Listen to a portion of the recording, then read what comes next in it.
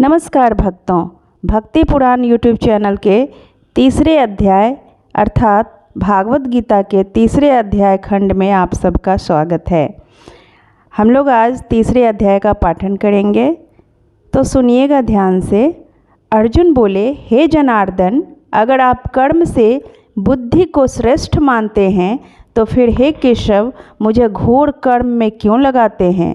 आप अपने मिले हुए से वचनों से मेरी बुद्धि को मोहित सी कर रहे हैं। अतः आप निश्चय करके उस एक बात को कहिए जिससे मैं कल्याण को प्राप्त हो जाऊं। श्री भगवान बोले, हे निष्पाप अर्जुन, इस मनुष्य लोक में दो प्रकार से होने वाली निष्ठा मेरे द्वारा पहले कही गई है। उनमें ज्ञानियों की निष्ठा ज्ञान योग से और योगियों की निष्ठा कर्म योग से होती है। कर्मयोग और ज्ञान योग दोनों लौकिक निष्ठाएं होने से समकक्ष हैं और दोनों का एक ही फल होता है। यद्यपि कर्मयोग में क्रिया की और सांख्य योग में विवेक की मुख्यता है, तथापि फल में दोनों एक ही हैं। यहाँ भक्ति योग में निष्ठा की बात नहीं कही गई है। इससे सिद्ध हुआ कि कर्मयोग और ज्ञान योग ये दो ही साधन मान्य हैं।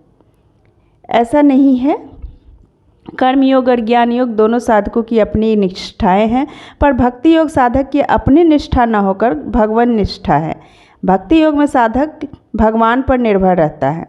कर्म योग और ज्ञान योग दोनों लौकिक निष्ठाएं हैं।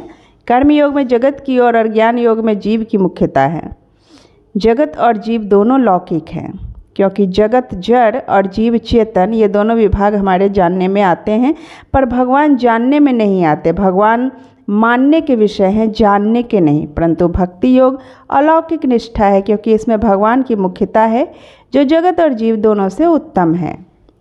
मनुष्य न तो कर्मों का आरंभ किए बिना निष्कर्मता का अनुभव करता है और न कर्मों के त्याग मात्र से सिद्धि को प्राप्त होता है। जब तक साधक में क्रिया का वेग रहता है तब तक साधक के लिए निष्काम भावपूर्वक केवल दूसरों के लिए कर्म करने आवश्यक है। दूसरों के हित के लिए कर्म करने से क्रिया का वेग शांत हो जाता है और सभी कर्म अकर्म हो जाते हैं, अर्थात बांधने वाले नहीं रहते। केवल कर्मों का स्वरूप से त्याग करने पर क्रिया का वेग शांत नहीं होता। क्रिया का वेग शांत हुए बिना प्रकृति से संबंध विच्छेद नहीं होता और प्रकृति से संबंध विच्छेद हुए बिना सिद्धि की प्राप्ति नहीं होती। कोई भी मनुष्य किसी भी अवस्था में क्षण मात्र भी कर्म किए बिना नहीं रह सकता, क्योंकि प्रकृति के परवश हुए सभी प्राणियों से प्रकृति जन्य गुण कर्म करवा लेते हैं। प्रकृति का विभाग अलग है और स्वरूप का विभाग अलग है। क्रिया मात्र प्रकृति विभाग में है, स्वरूप अक्रिय है। प्रकृति में श्रम है, स्वरूप में विश्राम है। अतः जब तक प्रकृति के साथ संबंध है तब तक मनुष्य किसी भी अवस्था में क्षण मात्र भी कर्म किए बिना नहीं रह सकता। जो कर्मेंद्रियों को हठपूर्वक रोककर मन से इंद्रियों के विषयों का चिंतन करते हुए बैठता है, वह मूढ़ बुद्धि वाला मनुष्य मिथ्याचारी कहा जाता है।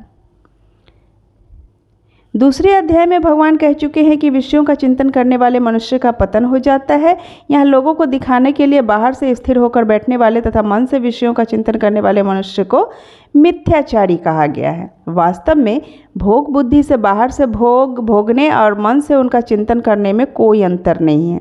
दोनों का अंतःकरण करने पर समान प्रभाव पड़ता है। एक दृष्टि से मन से भोगों का चिंतन करने से साधक का विशेष पतन होता है, क्योंकि जिन भोगों की प्राप्ति नहीं होती या जिन भोगों को वह लोक मर्यादा से भोग नहीं पाता अथवा जिन भोगों को भोगने में वह असमर्थ होता है, उनको भी वह मन से भोग सकता है।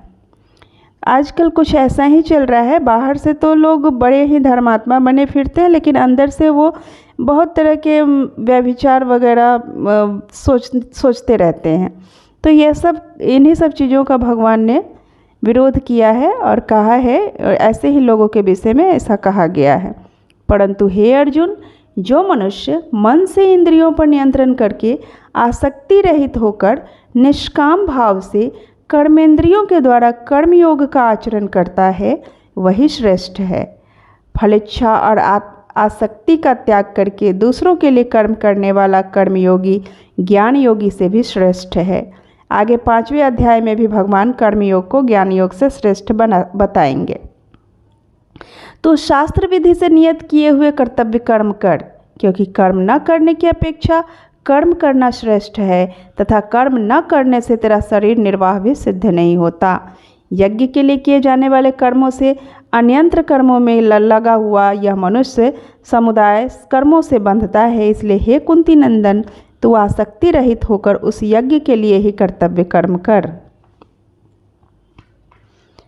जो कर्म दूसरों के लिए नहीं किए जाते प्रत्युत अपने लिए किए जाते हैं, उन कर्मों से मनुष्य बंध जाता है। अतः साधक को ये 3 बातें स्वीकार कर लेनी चाहिए।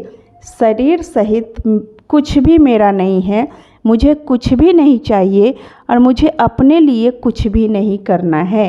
पहली बात स्वीकार करने से दूसरी बात सुगम हो जाएगी और दूसरी बात स्वीकार करने से तीसरी बात सुगम हो जाएगी। प्रजापति ब्रह्मा जी ने सृष्टि के आदिकाल में कर्तव्य कर्मों के विधान सहित प्रजा की रचना करके कहा कि तुम लोग इस कर्तव्य के द्वारा सबकी वृद्धि करो और यह तुम लोगों को कर्तव्य पालन की आवश्यक सामग्री प्रदान करने वाला हो। इसके द्वारा तुम लोग देवताओं को उन्नत करो और वे देवता लोग तुम लोगों को उन्नत करें। इस प्रकार एक दूसरे को उन्नत करते हुए तुम लोग परम कल्याण को प्राप्त हो जाओगे। अपने कर्तव्य का पालन करने से अर्थात दूसरों के लिए निष्काम भाव से कर्म करने से अपने तथा प्राणी मात्र का हित होता है, परंतु अपने कर्तव्य का पालन न करने से अपना तथा प्राणी मात्र का अहित होता है। कारण कि शरीरों की दृष्टि से तथा आत्मा की दृष्टि से भी मात्र प्राणी एक है, अलग अलग नहीं। मनुष्य शरीर केवल कल्याण प्राप्ति के लिए ही मिला है, अतः अपना कल्याण करने के लिए कोई नया काम करना आवश्यक नहीं है। प्रत्युत जो काम करते हैं उसे ही फलेच्छा और आसक्ति का त्याग करके दूसरों के हित के लिए करने से हमारा कल्याण हो जाएगा। यज्ञ से पुष्ट हुए देवता भी तुम लोगों को कर्तव्य पालन की आवश्यक सामग्री देते रहेंगे। इस प्रकार उन देवताओं की दी हुई सामग्री को दूसरों की सेवा में लगाए बिना जो मनुष्य उपभोग करता है वह चोर ही है। शरीर पंचभौमिक सृष्टि मात्र का एक क्षुद्रतम अंश है, अतः स्थूल सूक्ष्म तथा कारण तीनों शरीर संसार के तथा संसार के लिए ही है। शरीर स्वयं के किंचित मात्र भी काम नहीं आता, प्रत्युत शरीर का सदुपयोग ही स्वयं के काम आता है। शरीर का सदुपयोग है उसे दूसरों की सेवा में लगाना, संसार की सेवा में समर्पित कर देना। जो मनुष्य मिली हुई सामग्री का भाग दूसरों को दिए बिना अकेले ही उसका उपभोग करता है वह चोर ही होता है। उसे वही दंड मिलना चाहिए जो चोर को मिलता है। यज्ञ शेष का अनुभव करने वाले श्रेष्ठ मनुष्य संपूर्ण पापों से मुक्त हो जाते हैं, परंतु जो केवल अपने लिए ही पकाते अर्थात सब कर्म करते हैं वे पापी लोग तो पाप का ही भक्षण करते हैं। यहाँ पे कहा गया है कि संपूर्ण पापों का कारण है कामना, अतः कामना पूर्वक अपने लिए कोई भी कर्म करना पाप है और निष्काम भाव से दूसरे के लिए कर्म करना पुण्य है। पाप का फल दुख का और पुण्य का फल सुख है। इसलिए स्वार्थ भाव से अपने लिए कर्म करने वाले दुख पाते हैं और निस्वार्थ भाव से दूसरों के लिए कर्म करने वाले सुख पाते हैं। संपूर्ण प्राणी अन्न से उत्पन्न होते हैं। अन्न की उत्पत्ति वर्षा से होती है, वर्षा यज्ञ से होती है, यज्ञ कर्मों से संपन्न होता है। कर्मों को तू वेद से उत्पन्न जान और वेद को अक्षर ब्रह्म से प्रकट हुआ जान। इसलिए वह सर्वव्यापी परमात्मा यज्ञ में नित्य स्थित है। हे पार्थ, जो मनुष्य इस लोक में इस प्रकार प्रचलित सृष्टि चक्र के अनुसार नहीं चलता वह इंद्रियों के द्वारा भोगों में रमन करने वाला अघायु अर्थात पापमय जीवन बिताने वाला मनुष्य संसार में व्यर्थ ही जीता है। जो मनुष्य लोक मर्यादा तथा शास्त्र मर्यादा के अनुसार अपने कर्तव्य का पालन नहीं करता उसे संसार में जीने का अधिकार नहीं है। कारण कि मनुष्यों के द्वारा अपने कर्तव्य का पालन न करने से संसार मात्र को हानि पहुँचती है। वर्तमान में जो अन्न जल वायु आदि प्रदूषित हो रहे हैं, अकाल अनावृष्टि आदि प्राकृतिक आपदाएं आ रही है, उसमें मनुष्य का कर्तव्यच्युत होना ही प्रधान कारण है। अपने लिए कर्म करना अनधिकृत चेष्टा है। कारण कि जो कुछ मिला है वह सब संसार की सामग्री है। शरीर आदि सब पदार्थ संसार के ही हैं, अपने लिए नहीं।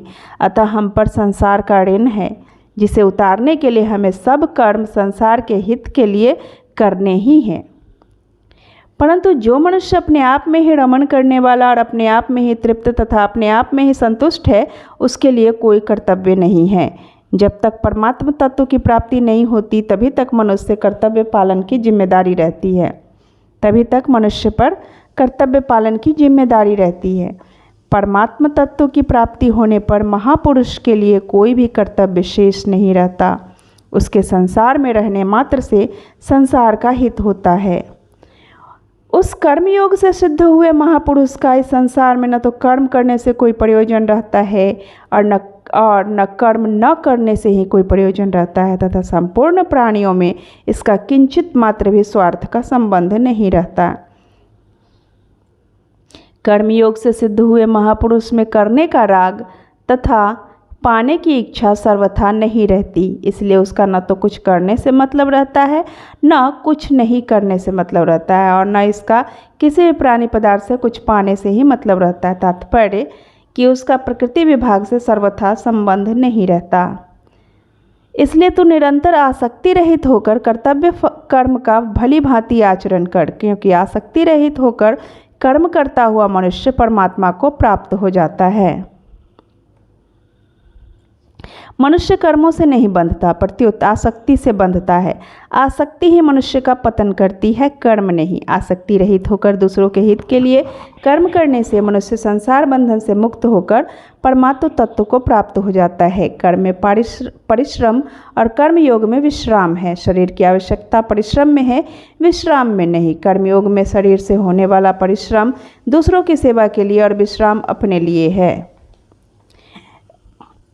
राजा जनक जैसे अनेक महापुरुष भी कर्म के द्वारा ही परम सिद्धि को प्राप्त हुए थे, अर्थात कर्म योग के द्वारा ही परम सिद्धि को प्राप्त हुए थे। इसीलिए लोक संग्रह को देखते हुए भी तू निष्काम भाव से कर्म करने के ही योग्य है, अर्थात अवश्य करना चाहिए। जनकादि राजाओं ने भी कर्म के द्वारा ही मुक्ति प्राप्त की थी। इससे सिद्ध होता है कि कर्मयोग मुक्ति का स्वतंत्र साधन है। यद्दाचरति श्रेष्ठ सत्य देवेतरो जन स यत् प्रमाणम कुरुते लोकस्तनु वर्तते।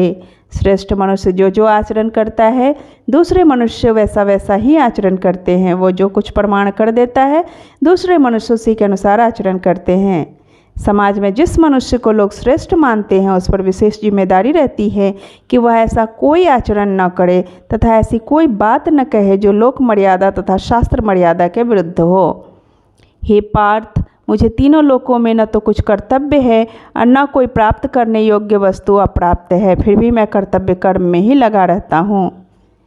भगवान कहते हैं कि अवतार काल में वे सदा कर्तव्य कर्म में लगे रहते हैं। इसलिए जो साधक फलिच्छा व आसक्ति रहित होकर सदा कर्तव्य कर्म में लगा रहता है, वह सुगमतापूर्वक भगवान को प्राप्त हो जाता है। क्योंकि हे पार्थ, अगर मैं किसी समय सावधान होकर कर्तव्य कर्म न करूं तो बड़ी हानि हो जाए, क्योंकि मनुष्य सब प्रकार से मेरे ही मार्ग का अनुसरण करते हैं। यदि मैं कर्म न करूं तो ये सब मनुष्य नष्ट भ्रष्ट हो जाएं और मैं वर्ण संकरता को प्राप्त करने वाला हूँ तथा इस समस्त प्रजा को नष्ट करने वाला बनूं। हे भरतवंशोद्भव अर्जुन, कर्म में आसक्त हुए अज्ञानी जन जिस प्रकार कर्म करते हैं, आसक्ति रहित तत्वज्ञ महापुरुष भी लोक संग्रह करना चाहता हुआ उसी प्रकार कर्म करे। सावधान तत्वज्ञ महापुरुष कर्मों में आसक्ति वाले अज्ञानी मनुष्यों की बुद्धि में भ्रम उत्पन्न न करे, प्रत्युत स्वयं समस्त कर्मों को अच्छी तरह से करता हुआ उनसे भी वैसे ही करवाए। संपूर्ण कर्म सब प्रकार से प्रकृति के गुणों के द्वारा किए जाते हैं, परंतु अहंकार भाव से मोहित अंतःकरण वाला अज्ञानी मनुष्य मैं करता हूँ ऐसा मान लेता है। जड़ विभाग अलग है और चेतन विभाग अलग। क्रिया मात्र जड़ प्रकृति में होती है, चेतन में कभी कोई क्रिया नहीं होती। क्रिया का आरंभ और समाप्ति तथा पदार्थ आदि का अंत होता है। तो यहाँ पे बताया गया है, भगवान ने गीता में कर्मों के होने में 5 कारण बताए हैं। प्रथम प्रकृति, दूसरा गुण, तीसरा इंद्रियां, चौथा स्वभाव और 5वां हेतु। उपर्युक्त 5 का मूल कारण एक अपरा प्रकृति अर्थात जड़ विभाग ही है। आज तक अनेक योनियों में जीवन जो भी कर्म किए हैं जीवन ने जो भी कर्म किए हैं उनमें से कोई भी कर्म तथा कोई भी शरीर स्वरूप तक नहीं पहुंचा है। सूर्य तक अंधकार कैसे पहुंच सकता है? कारण कि कर्म और शरीर आदि पदार्थों का विभाग ही अलग है और स्वरूप का विभाग ही अलग है। भगवान आगे कहते हैं, परंतु हे महाबाहो, गुण विभाग और कर्म विभाग को तत्व से जानने वाला महापुरुष संपूर्ण गुण ही गुण में बढ़त रहे हैं, ऐसा मानकर उनमें आसक्त नहीं होता। प्रकृति जन्य गुणों से अत्यंत मोहित हुए अज्ञानी मनुष्य गुणों और कर्मों में आसक्त रहते हैं। उन पूर्णतया न समझने वाले मंद बुद्धि अज्ञानियों को पूर्णतया जानने वाला ज्ञानी मनुष्य विचलित न करे। तू विवेकवती बुद्धि के द्वारा संपूर्ण कर्तव्य कर्मों को मेरे अर्पण करके कामना रहित, ममता रहित और संताप रहित होकर युद्ध रूप कर्तव्य कर्म को कर। अर्थात भगवान अर्जुन को कह रहे हैं, अभी तेरे लिए यह युद्ध करना ही सबसे बड़ा कर्म है और तुझे यही करना चाहिए। जो मनुष्य दोष दृष्टि से रहित होकर श्रद्धापूर्वक मेरे इस मत का सदा अनुसरण करते हैं, वे भी कर्मों के बंधन से मुक्त हो जाते हैं।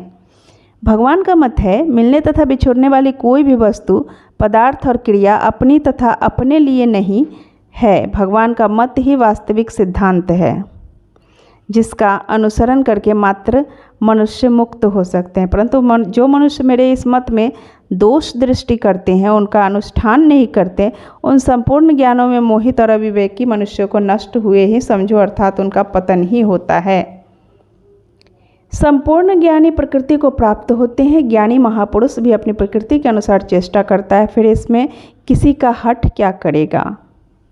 इंद्रिय के अर्थ में अर्थात प्रत्येक इंद्रिय के प्रत्येक विषय में मनुष्य के राग और द्वेष व्यवस्था से अनुकूलता और प्रतिकूलता को लेकर स्थित है। मनुष्य को उन दोनों के वश में नहीं होना चाहिए, क्योंकि वे दोनों ही इसमें विघ्न डालने वाले शत्रु हैं। अच्छी तरह आचरण में लाए हुए दूसरे के धर्म से गुणों की कमी वाला अपना धर्म श्रेष्ठ है। अपने धर्म में तो मरना भी कल्याणकारक है और दूसरे का धर्म भय को देने वाला है। प्रत्येक धर्म में कुधर्म, अधर्म और परधर्म ये तीनों ही रहते हैं। भगवान के इस कथन की व्याख्या के रूप में कहा गया है कि प्रत्येक धर्म में धर्म, कुधर्म, अधर्म और परधर्म ये तीनों ही रहते हैं। जैसे दूसरे के अनिष्ट का भाव, कूटनीति आदि धर्म में कुधर्म है। यज्ञ में पशु बलि देना आदि धर्म में अधर्म है। जो अपने लिए निषिद्ध है, ऐसा दूसरे वर्ण आश्रम आदि का धर्म में परधर्म है। कुधर्म, अधर्म और परधर्म से कल्याण नहीं होता। कल्याण उस धर्म से होता है जिसमें अपने स्वार्थ तथा अभिमान का त्याग और दूसरे का वर्तमान में और अपने भविष्य में हित होता हो। अब अर्जुन कहते हैं, हे वार्ष्णेय, फिर यह मनुष्य न चाहता हुआ भी जबरदस्ती लगाए हुए की तरह किससे प्रेरित होकर पाप का आचरण करता है? श्री भगवान बोले, रजोगुण से उत्पन्न यह काम अर्थात कामना ही पाप का कारण है। यह काम ही क्रोध है। यह बहुत खाने वाला और महापापी है। इस विषय में तू इसको ही वैरी मान। जैसा मैं चाहूँ वैसा हो जाए, यह काम अर्थात कामना है। किसी भी क्रिया, वस्तु और व्यक्ति का अच्छा लगना अथवा उससे कुछ भी सुख चाहना काम है। इस काम रूप एक दोष में अनंत दोष, अनंत पाप भरे हुए हैं। अतः जब तक मनुष्य के भीतर काम है, तब तक वह सर्वथा निर्दोष निष्पाप नहीं हो सकता। कामना के सिवाय पापों का अन्य कोई कारण नहीं है। तात्पर्य है, मनुष्य से न तो ईश्वर पाप कराता है, न भाग्य पाप कराता है, न समय पाप कराता है, न परिस्थिति पाप कराती है, न कलियुग पाप कराता है। प्रत्युत मनुष्य स्वयं ही कामना के वशीभूत होकर पाप करता है। जैसे धुएं से अग्नि और मैल से दर्पण ढका जाता है तथा जैसे जेर से गर्भ ढका रहता है, ऐसे ही उस कामना के द्वारा यह ढका हुआ है। हे कुंती नंदन, इस अग्नि के समान कभी तृप्त न होने वाले और विवेकियों के कामना रूप नित्य वैरी के द्वारा मनुष्य का विवेक ढका हुआ है। इंद्रियां, मन और बुद्धि इस कामना के वास स्थान कहे गए हैं। यह कामना इन इंद्रियां, मन और बुद्धि के द्वारा ज्ञान को ढककर देहाभिमानी मनुष्य को मोहित करती है। काम 5 स्थानों में दिखता है, विषयों में, इंद्रियों में, मन में, बुद्धि में, अहम में। और इन 5 स्थानों में दिखने के कारण ये 5 काम के वासस्थान कहे गए हैं। मूल में काम अहम में ही रहता है। इसलिए हे भरतवंशियों में श्रेष्ठ अर्जुन, तू सबसे पहले इंद्रियों को वश में करके इस ज्ञान और विज्ञान का नाश करने वाले महान पापी काम को अवश्य ही बलपूर्वक मार डाल। इंद्रियों को स्थूल शरीर से श्रेष्ठ, सबल, प्रकाशक, व्यापक तथा सूक्ष्म कहते हैं। इंद्रियों से पर मन है, इंद्रियों से मन श्रेष्ठ है, मन से भी पर बुद्धि है, और जो बुद्धि से भी पर है वह काम है। इस तरह बुद्धि से पर काम को जानकर अपने द्वारा अपने आप को वश में करने वाले हे महाबाहो, तो इस काम रूप दुर्जय शत्रु को मार डाल। आगे कहते हैं भगवान कि जब तक अहम रूप जड़ चेतन का तादात्म्य में रहता है तब तक जड़ और चेतन के विभाग का ज्ञान नहीं होता। जब तक तादात्म्य है तभी तक काम है। तादात्म्य टूटने पर उस काम का स्थान प्रेम ले लेता है। काम में संसार की ओर आकर्षण होता है और प्रेम में भगवान की ओर। तो इस तरह से यह 3रा अध्याय समाप्त होता है। अगर वीडियो पसंद आए तो कृपया चैनल को सब्सक्राइब कीजिएगा, और आप इस वीडियो में और क्या क्या सुधार चाहते हैं वह मुझे कमेंट करके ज़रूर बताइएगा। आप सभी भक्तजनों का वीडियो में बने रहने के लिए धन्यवाद। मिलते हैं फिर एक नए वीडियो में। धन्यवाद।